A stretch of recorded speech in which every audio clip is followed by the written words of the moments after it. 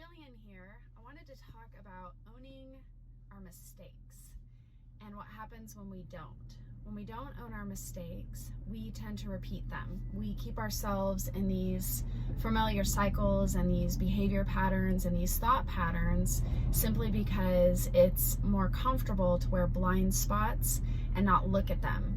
The only problem with that is we're the ones not growing. We put ourselves in a self-prison that blocks us from growing and flourishing in all things at all times. It's one of the biggest barriers that blocks us between us and God, that costs the ability to feel Him, experience Him, move with Him, and really experience the freedom and the breakthrough that God has for us. You see, He sees us through the righteousness of Christ. To Him, we are forgiven, we're redeemed by the blood of the Lamb. And I think that it's really important to be able to process through that.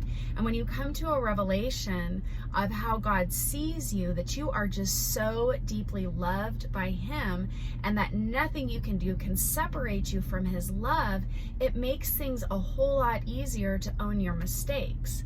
If we own our mistakes, we get the healing that we need, we grow, and we don't repeat these cycles. We get the freedom and the breakthrough that God has for us. So I want to challenge you today to really just take a good, hard look at your own self. Really evaluate. Look at your trail. Go, what are the constant outcomes in my life, in these situations? What would happen if you just started owning them? If you took responsibility instead of blaming everybody around you or just saying, I've just had it harder than other people. Look, you might have had some really hard things dealt your way, and I understand that. If you've been following me for any amount of time, you know I share bits and pieces of my story.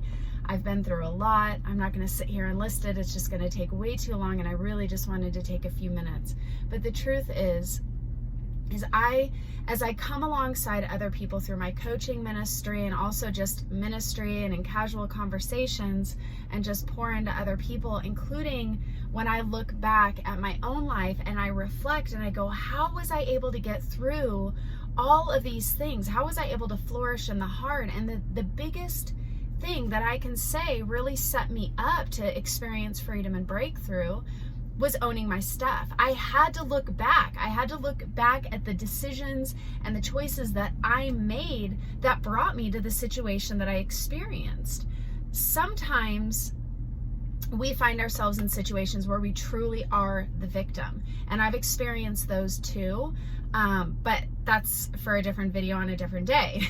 Today I want to talk about really just posturing yourself and positioning yourself and saying, you know what? Enough with having these blind spots in my life. They're only hurting me. Who am I fooling, right? I mean, the truth is we're not fooling God. We're not fooling ourselves. We might be fooling other people, but we do end up in these cycles, and it's not doing us any benefit or favor. I would also encourage you to find somebody safe to process with.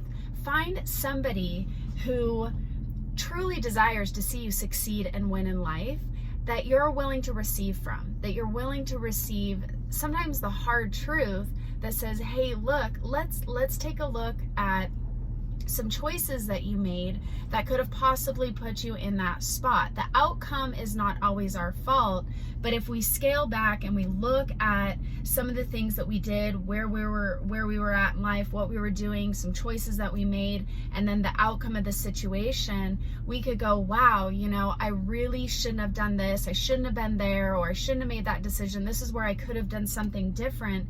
And that's your opportunity to grow. One of the things that I say is look back long enough to learn and grow. I'm not asking you to dwell in the past and remain a victim. That is not what I'm saying. Look back, look at your trail, own your stuff so that you can break free of these cycles, get out of these patterns and these behaviors that you've lived under for way too long, because God has more for you. He has freedom on the other side of owning your mistakes and learning from them. I pray this meets you, encourages you, and empowers you in a way that makes you want to learn and grow and look at yourself. Be blessed.